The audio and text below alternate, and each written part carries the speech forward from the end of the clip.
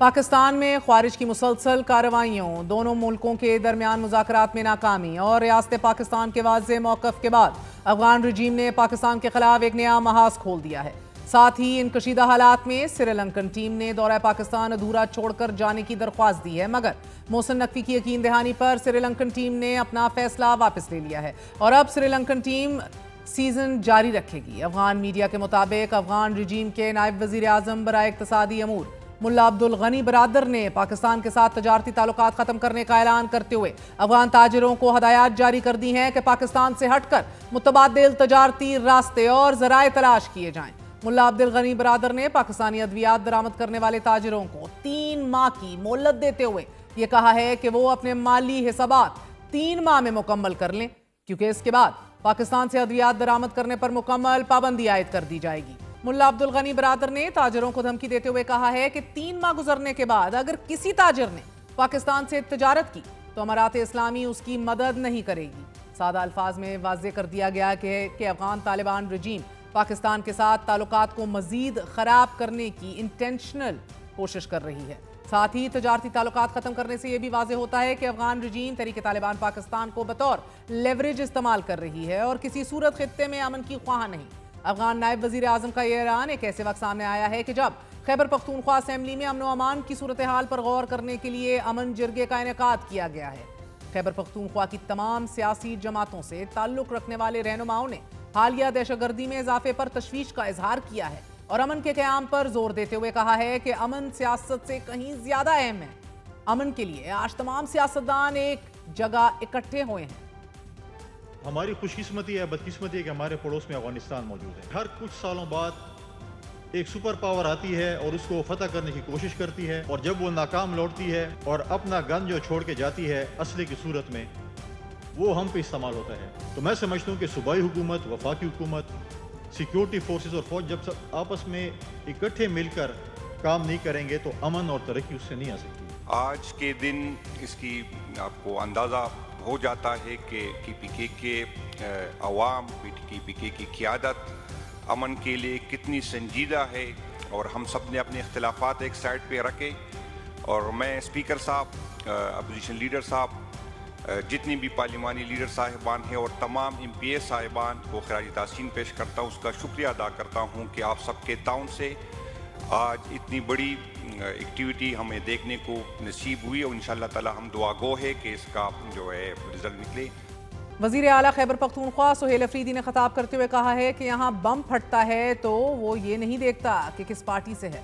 दहशतगर्दी के खिलाफ जंग में सब ने कुर्बानियाँ दी हैं और अब वक्त आ गया है कि सियासी इख्तलाफात से बालातर होकर एक मुश्तरका पॉलिसी अपनाई जाए। हमारी ये कोशिश अमन के लिए है, तो अमन तभी होगा जब दहशतगर्दी का खात्मा होगा।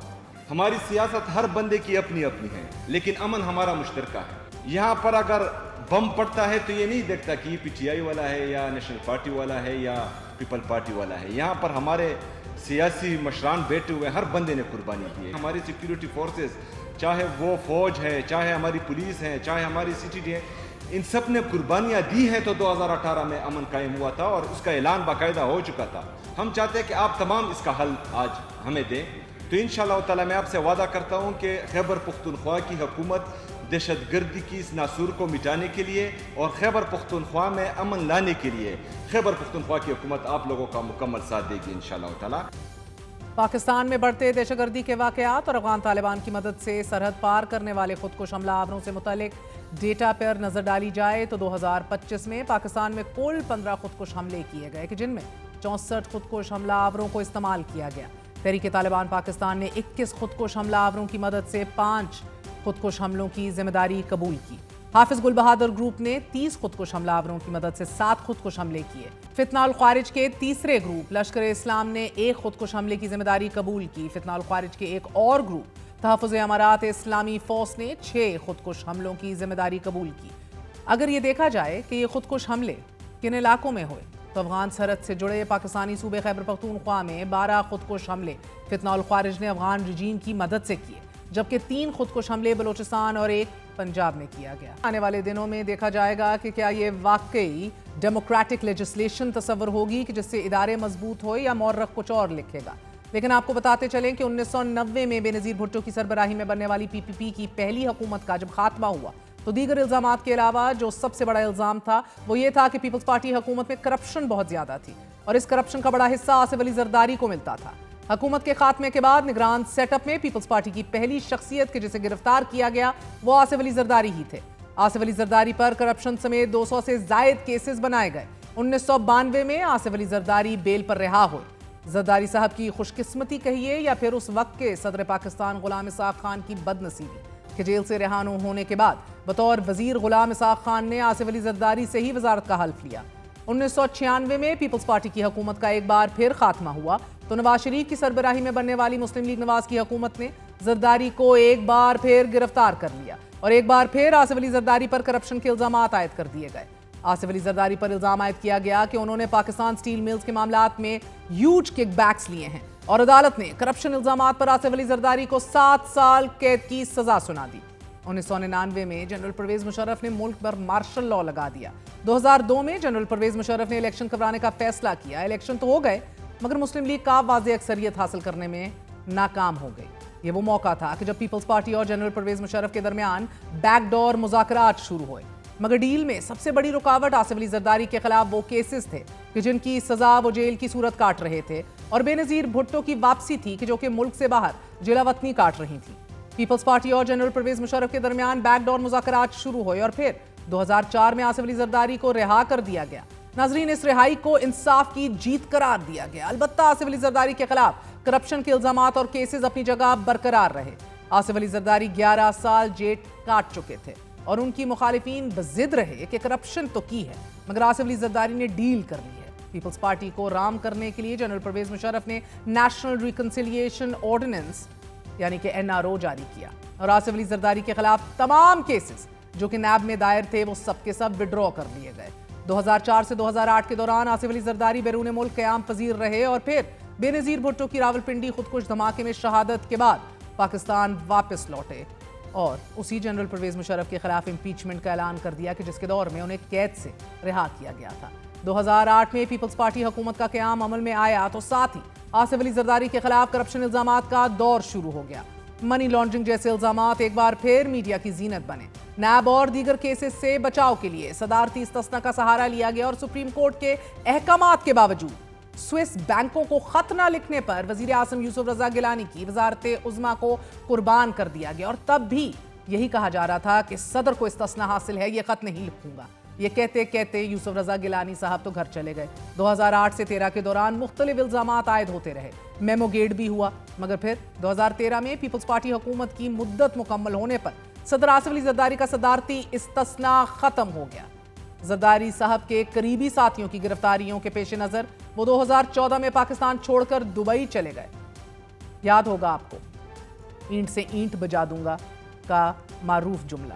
2013 سے 2022 کے دوران آصف علی زرداری کے خلاف کیس پر سماعت جاری رہی۔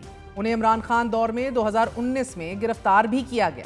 نیب نے الزام عائد کیا کہ نیب تفتیش سے پتہ چلتا ہے کہ آصف علی زرداری 36 میں سے 8 کیسز میں ڈائریکٹلی براہ راست ملوث ہیں اور جس وقت عمران خان کے خلاف عدم اعتماد تحریک کامیاب ہوئی اس وقت بھی آصف علی زرداری کے خلاف نیب میں مختلف کیسز چل رہے تھے۔